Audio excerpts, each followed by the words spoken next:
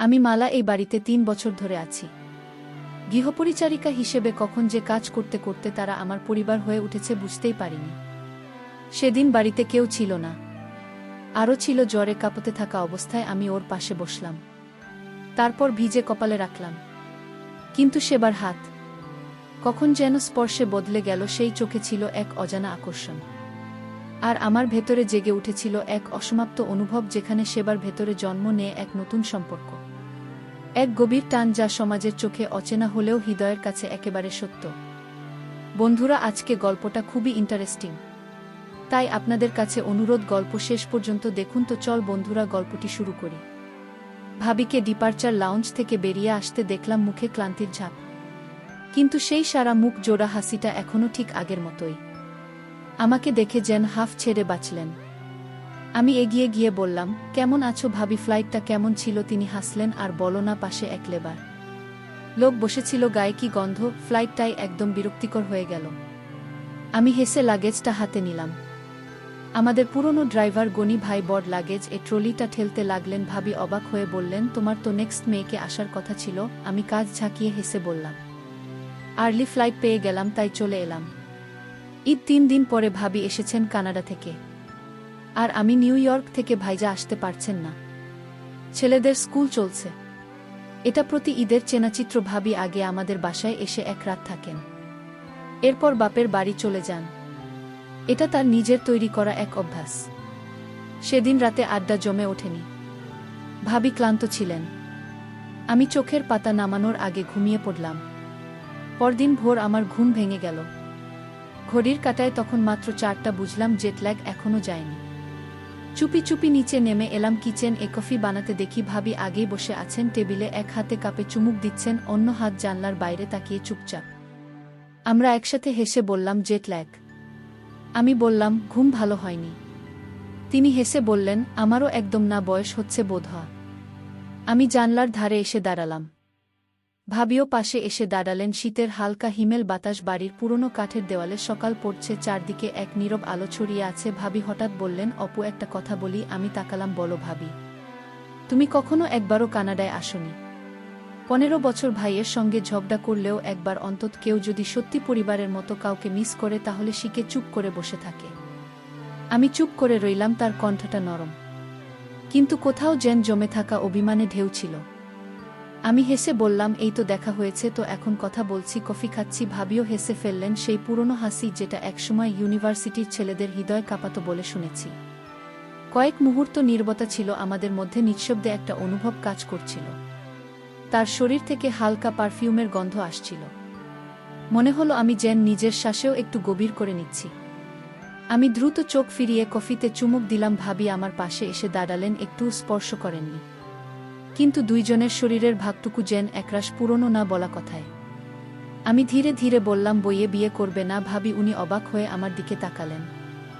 আমি, আমার বিয়ে তো হয়ে গেছে, তুমি জানো না? আমি হেসে বললাম, আমার মানে নতুন করে আবার? ভাবি দীর্ঘশ্বাস ফেললেন, সবাইকে আবার পারে অপু। কিছু কিছু সম্পর্ক একবার ভাঙে আর কখনো জোড়া লাগে না। আমার গলা শুকিয়ে এলো। আমরা একসাথে জানালার বাইরে তাকিয়ে রইলাম। ঈদের ভোর যেন একটু বেশিই নীরব ছিল। সকালটা আরও নরম হয়ে উঠেছিল। জানালার বাইরে সূর্য উঠছিল ধীরে ধীরে। কিচেনে দাঁড়িয়ে আমি ভাবির মুখের দিকে তাকিয়ে থাকি কিছুক্ষণের জন্য। অস্বস্তিকরভাবে নয়, একরকম নরম অনুভবে। তার মুখে সেই পুরনো মাধুর্য, চোখে ক্লান্তি, তবু এক অদ্ভুত উষ্ণতা। তিনি আমার দিকে তাকালেন।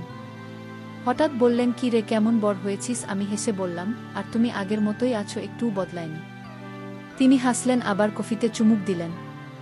তার ঠোঁটের কোণায় গরম কফির ছোঁয়া, চোখে এক চিলটে আবেগ। কিছুক্ষণ চুপচাপ দাঁড়িয়ে থেকে আমি জিজ্ঞেস করলাম, তুমি কি আজ মায়ের সাথে শপিংয়ে যাবে?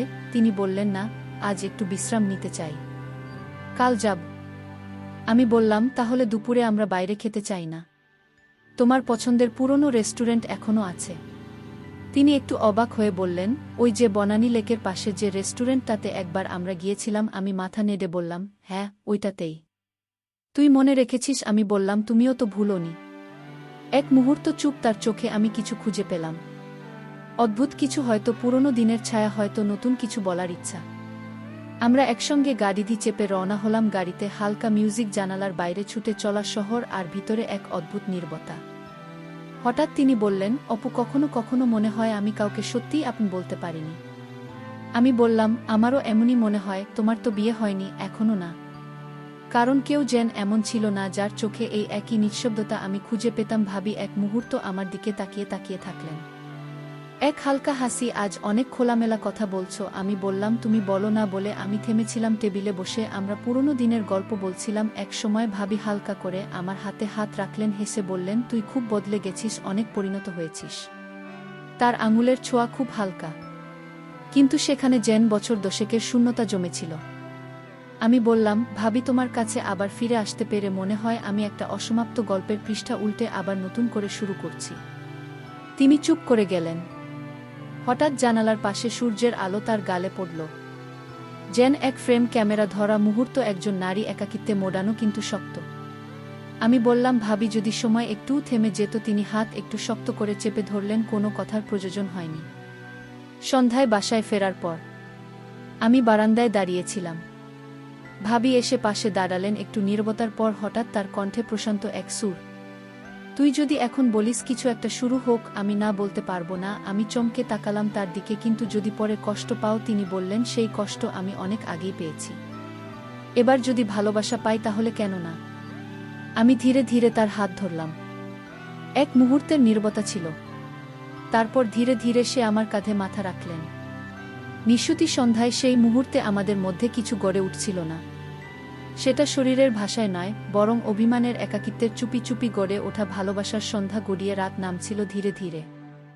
বাড়ির প্রতিটি কোণ যেন নীরব সাক্ষী হয়ে দাঁড়িয়েছিল আমাদের মধ্যে জন্ম নেওয়া এক অনুচ্চারিত অনুভবের। আমি বারান্দার এক কোণে দাঁড়িয়ে শহরের আলো ঝলমলে আকাশের দিকে তাকিয়েছিলাম। ভাবি পাশে এসে দাঁড়ালেন। হাতে ধরা ছিল 2 কাপ কফি। একটা আমার দিকে বাড়িয়ে বললেন, এই রাতের জন্য কফির চেয়ে ভালো সঙ্গী আর কিচ্ছু হয় না, তাই না? আমি হেসে বললাম, হ্যাঁ, যদি পাশে থাকো তুমি। তিনি মৃদু হেসে চেয়ে থাকলেন। আমার চোখে চোখে ছিল একরাশ শান্তি আর অল্প একটু সংকোচ, যেন কিছু বলার আগে নিজেকেই বুঝে নিতে চাইছেন। আমরা পাশাপাশি চুপচাপ দাঁড়িয়ে রইলাম। মাঝে মাঝে কিছু অনুভব কথার চেয়ে অনেক বেশি স্পষ্ট হয়ে ওঠে। হঠাৎ তিনি জিজ্ঞেস করলেন, তুই কি কখনো কাউকে খুব কাছ থেকে চেয়েছিস কিন্তু বলিসনি? আমি ধীরে বললাম, হ্যাঁ, আর আজ সে আমার পাশে দাঁড়িয়ে আছে। তিনি চুপ। তার ঠোঁটের কোণে এক অস্ফুট কম্পন। আমার হাতে ধরা কাপটা নামিয়ে রাখলাম। ধীরে তার হাতে হাত রাখলাম। সে হাতটা একটু সরালেন না, বরং আরও একটু এগিয়ে এলেন। আমার চোখের দিকে তাকিয়ে বললেন, আমি জানি আমরা যা করছি সেটা সহজ নয়, কিন্তু আমি আর নিজের সত্যিটাকে অস্বীকার করতে পারি না। আমি ফিসফিস করে বললাম, তাহলে আজকের রাতটা শুধু আমাদের হোক। তিনি মাথা নাড়লেন ধীরে সম্মতিতে। ঘরে হালকা আলো জ্বলছিল, পর্দার ফাঁক গলে চাঁদের আলো পড়ছিল বিছানার একপাশে। তিনি ধীরে দরজা বন্ধ করলেন। তার চোখে এখন আর দ্বিধা নেই, বরং প্রশান্তি, যেন অনেক দিনের জমে থাকা অপেক্ষার অবসান হতে চলেছে। আমি সামনে এগিয়ে গেলাম। তার সামনে দাঁড়ালাম, হাত বাড়িয়ে তার গাল ছুঁয়ে দিলাম। তিনি চোখ বন্ধ করলেন। কোনো ভয় ছিল না, কোনো লুকোচুরি নয়। এই ছিল এক সম্মতিপূর্ণ পরিণত মানুষদের অনুভব। আমি তার কপালে চুমু খেলাম। সে এক গভীর নিঃশ্বাস ফেললেন, যেন এক যন্ত্রণা থেকে মুক্তি। তারপরে তিনি আমার বুকে মাথা রাখলেন। আমরা একে অপরকে জড়িয়ে ধরলাম। ধীরে ধীরে, যেন কোনো শব্দ না হয়, শুধু নিঃশ্বাসই বলা যায় সব কথা। রাতটা ছিল দীর্ঘ, কিন্তু কোনো তাড়াহুড়ো ছিল না। আমরা শুধু একে অপরের কাছে এলাম।